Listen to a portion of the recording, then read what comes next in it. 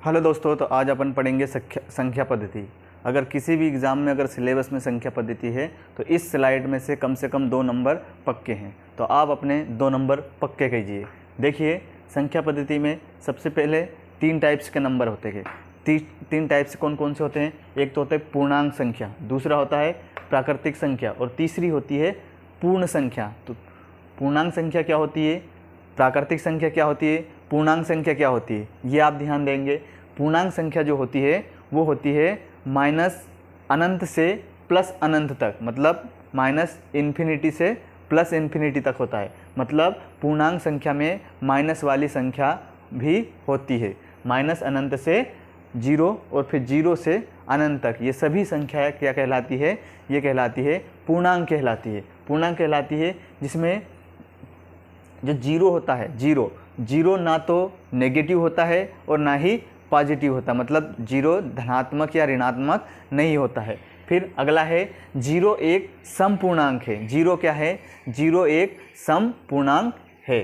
ठीक है। अगला है पूर्णांक नेगेटिव भी हो सकता है, 0 भी हो सकता है और पॉजिटिव भी हो सकता है। जैसे कि ऋण 3, ऋण 2, ऋण 1, 0, 1, 2, 3, या ऋण 50, ऋण 1000, ऋण 1 लाख या ऋण अनंत तक।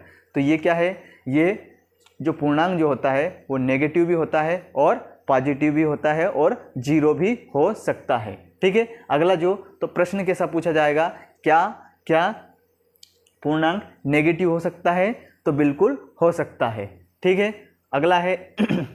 अगला है जैसे अगर पूर्णांक जो होता है वो दशमलव में नहीं होता है, वो जैसे 1.5 ये पूर्णांक नहीं है, क्योंकि पूर्णांक में पूरा अंक आना चाहिए, चाहे वो नेगेटिव हो, 0 हो या पॉजिटिव हो, दशमलव इसमें नहीं आए।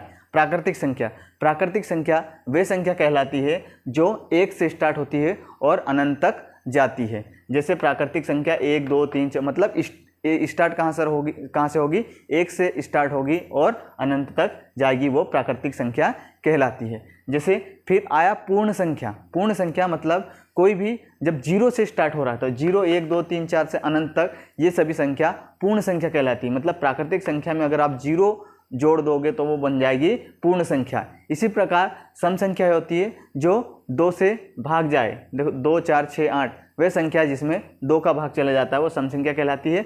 और विषम संख्या जिसमें 2 का भाग नहीं जाता है, जैसे कि 1, 3, 5, 7, 9।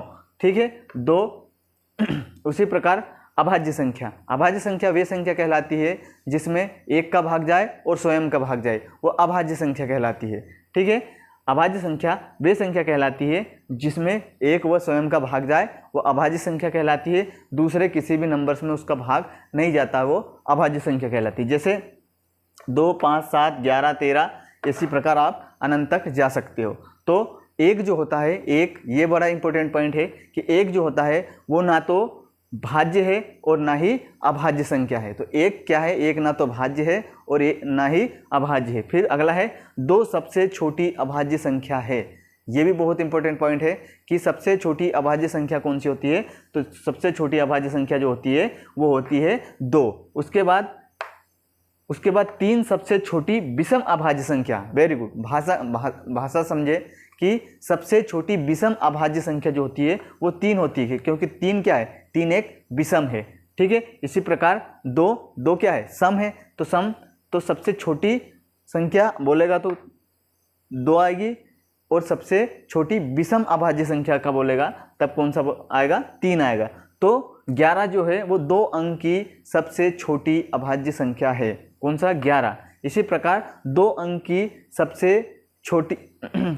की सबसे बड़ी अभाज्य संख्या 97 होती है। तो 2 अंक की सबसे बड़ी अभाज्य संख्या जो होती है वो होती है 97। ठीक है। इसी प्रकार आगे चलोगे तो 1 से 100 तक या 150 तक या 1 से 75 तक या 1 से 70 तक या 1 से 80 तक, ऐसा कुछ नंबर्स पूछा जाता है कि आप अभाज्य संख्याएं निकालें। तो जैसे मान लो 1 से 25 तक अभाज्य संख्या जो होती है वो होती है 9 होती है। उसी प्रकार 25 से 50 तक अगर पूछा जाता है कि कितनी अभाज्य संख्या है तो 6 हैं। तो आप बोलोगे कि हम लिखकर भी निकाल सकते हैं, लेकिन एग्जाम में इतना टाइम नहीं होता है कि आप 1 से 100 तक गिनती लिखें और उसमें अभाज्य संख्या छाटें, क्योंकि वो एक प्रश्न के लिए कम से कम आपको 10 से 20 मिनट चाहिए, तब तक आपका आधा एग्जाम निकल जाएगा। इसी प्रकार आपको ये याद रखना है। तो 25 से 50 तक की जो अभाज्य संख्या होती है वो 6 होती है। इसी प्रकार 50 से 75 तक की अभाज्य संख्या 6 होती है। इसी प्रकार 75 से 100 तक की अभाज्य संख्या 4 होती है।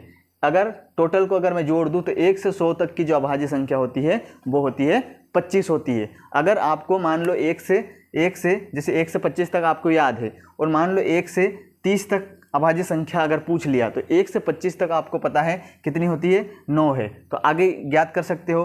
तो 26, 27, 28, 29 और 30, तो इसमें कौन सी अभाज्य संख्या है वो आप छाट सकते हो। तो 26 भाज्य है, ये 2 से जाएगा, और 27 3 से चला जाएगा, 28 2 से चला जाएगा, लेकिन 29 एक अभाज्य संख्या है और 30 भी अभाज्य संख्या है। तो 1 से 30 तक 9 और 1 ये 10। इसी प्रकार आप निकाल सकते हैं। मान लो इसी प्रकार अगर आपको पूछ लिया 1 से 55 तक पूछ लिया, 1 से 55, तो 1 से 50 तक आपको याद होगा। जैसे 1 से 25 तक 9, 25 से 50 तक 6 है। तो 1 से 50 तक कितनी हो गई, 9 और 6 15 हो जाएगी। तो 1 से 50 तक की कितनी हो गई, 15 हो गई। लेकिन 55 तक पूछा है, तो 50 के बाद क्या आता है, 51 आता है, 52 आता है, 53 आता है, 54 आता है और 55 आता है। ठीक है, ठीक। तो 51 जाएगा, किससे जाएगा,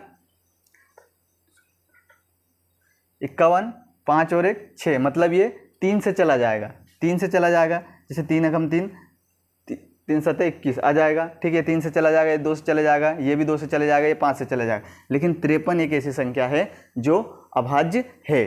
ठीक है, इसी प्रकार कितने हो गए, 9 और 6 15, 15 और 1 16 हो जाएगी। तो इसी प्रकार आप अभाज्य और अभाज्य संख्या ज्ञात कर सकते हैं। इसी प्रकार के वीडियो देखने के लिए हमारे वीडियो को लाइक करें, शेयर करें, सब्सक्राइब करें। थैंक यू, धन्यवाद।